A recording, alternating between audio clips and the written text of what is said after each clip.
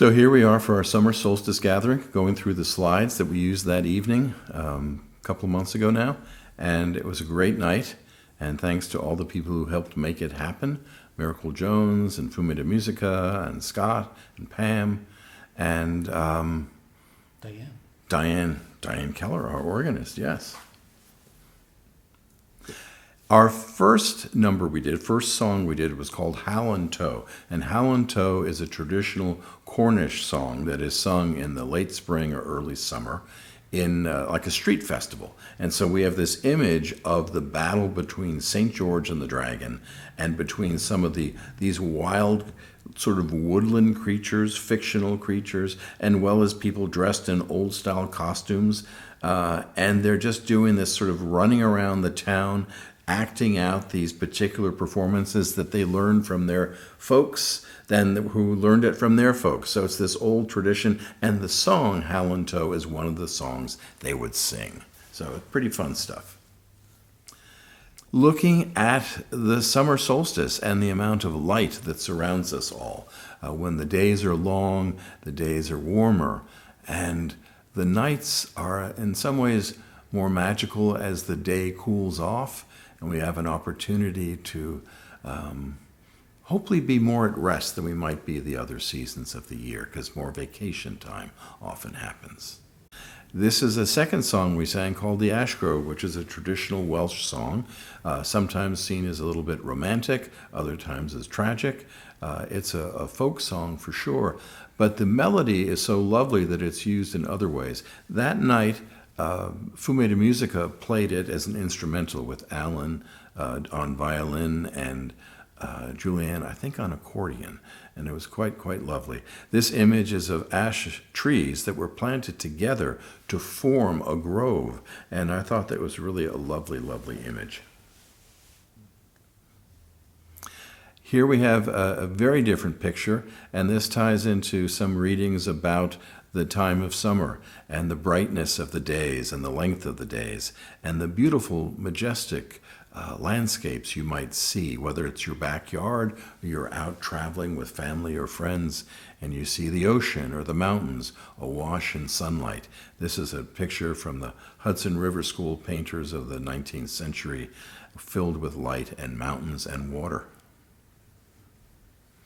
And a next song we did was one from Lou Reed of New York. It's called A Perfect Day, and it's one of his classics, but also has a very warm and yet melancholic feel. Not a rocker, this song, generally. And so the image I have is of Tompkins Square Park, which is on the Lower East Side of Manhattan.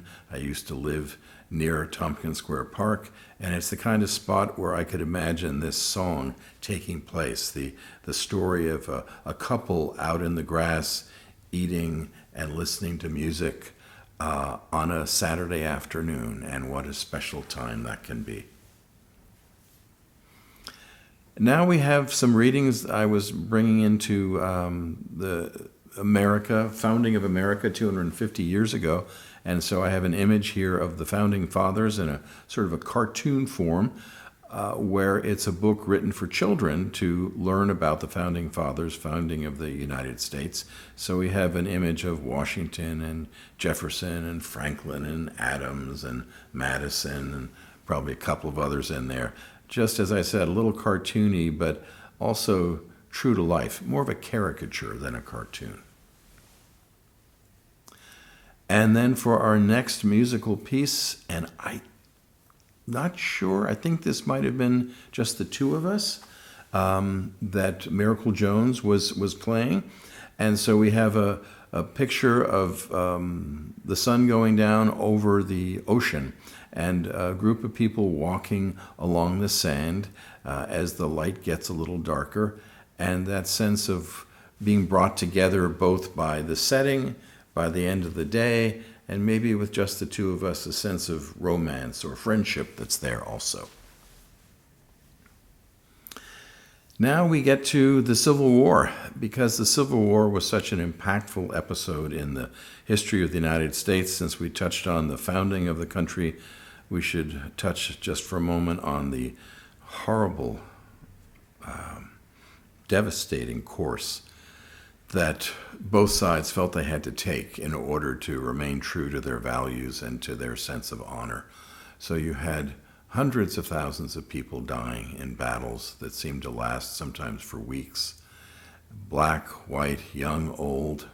Not as many women, but a lot of men. And so it's just sad to see this and be reminded that's part of our history too. And now we come to another song, another folk song, this one more from Scotland than from Wales, Green Grow the Rushes O. And it is about love and romance, but also about the beauty of nature and the rushes, how they symbolize the fertility of nature, how the new growth comes up every year, especially in these rushes that are growing along rivers or streams, and how back in the day the English and Scottish would have harvested these rushes as long and solid as they could, because they would use them to thatch the roofs of their homes. And what a wonderful tradition. You don't see that much anymore, but there's something wonderful about that. Those roofs could last many years. And now we get to more of the urban center, America in the 20th century, where you have such building up of certain parts of the country.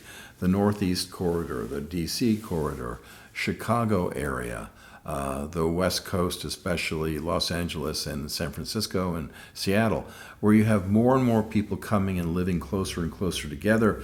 And so as a result, you need more housing, more businesses, and you also need more intensive roadways to handle the amount of traffic. So this is an image of one of the earlier freeways going through, I think it's San Jose, back when it was built in the 1950s, and how it would make it safer, but you would sometimes devastate whole neighborhoods with this new construction of roadways, destroying places where people had lived previously. And now we have an image that went with another song. I don't remember which one it was off the top of my head, but it's an image from Scandinavia, and it shows this celebratory nature of what was happening both on solstice and what they called Midsummer Day, which are sometimes two different days. But it's looking at when you have a very long, long day and a short night, and people would gather together and party and dance and sing and light great bonfires that would rise up into the skies, almost as though, yes, the sun is gone for now, but we've created the sun here on earth. And this is a picture when we're looking in the course of my readings on the postmodern or sort of post-20th century into the 21st century. And this is an image of an artwork that was called a land artwork, created in the 1970s by Robert Smithson, and it's called Spiral Jetty. He created this by pulling together rock and soil to create a slightly elevated section where he made a labyrinth of sorts with rocks. So it's still there today. This is a picture that I took a few years ago, but it's in the wild part of Salt Lake that you have to travel a long ways to get there. And from this picture, the lake is not as close to it as it would be sometimes. The lake is further away. But it has this sense of ritual, of ancientness, even though it's a very recent piece of work. And then here we have another image, a beautiful image from Van Gogh of the harbor somewhere in the south of France. I'm not sure what city, but with the ocean water reflecting the lights of both the town, the houses and the businesses at night that are still up and running, and of the stars, these massive, beautiful stars in the sky above the town. It's just this magnificent view of creation, I think, that brings all the majesty as well as the mystery into play. And then we have another image of summer, but this time during the day. People at the beach once again. This is at Goat Rock Beach in Sonoma County, just south of Jenner. And so people walking the beach, in the water, splashing, having a wonderful time.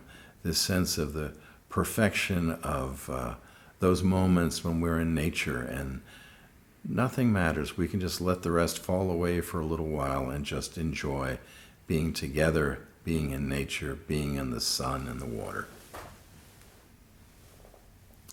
And our final image, this was with the final song, which is The End of a Perfect Day, which was written in the very early 20th century. And it's an image from the same kind of time frame of people at the beach during the day, an old-style photograph that was hand-colored and turned into a postcard of Block Island in Rhode Island, a bathing scene where there's a rope going out to either a raft or a buoy so that people can hold onto the rope and go into the water but not be worried about losing their footing. This was a time when people wouldn't necessarily go swimming. They certainly would not go surfing. They would go into the water to cool off because they all had these long bathing costumes on, men and women. Basically all of themselves except maybe their lower arms and their feet would be covered. So it was a very different kind of a time, but it's sort of sweet to see how people would go to the beach back then. And finally, that was the end of our summer solstice program for this year. I want to thank the many who helped me, especially our musicians, Rich and Mira of Miracle Jones, Rich playing the guitar, Mira singing, Diane Keller playing the organ so beautifully on 3 different pieces, one a solo for her and 2 instrumentals with myself. And then, of course, Fumita Musica. Alan on violin, Julianne on accordion, accompanying our folk songs as well as doing an instrumental of their own, and myself. It was a joyous time, and I hope to see you again at a future program. I love it. Okay, cut. Okay. Well, let's see what I can do with that. Yeah. No, I I'm thought going to that. produce it as a YouTube video with stills, but I'll try to upload it as a podcast. Okay. Which I think I can do with still images. That sounds great. All right. Thank you, Scott. That was fun to get to practice this Yeah. stuff. So.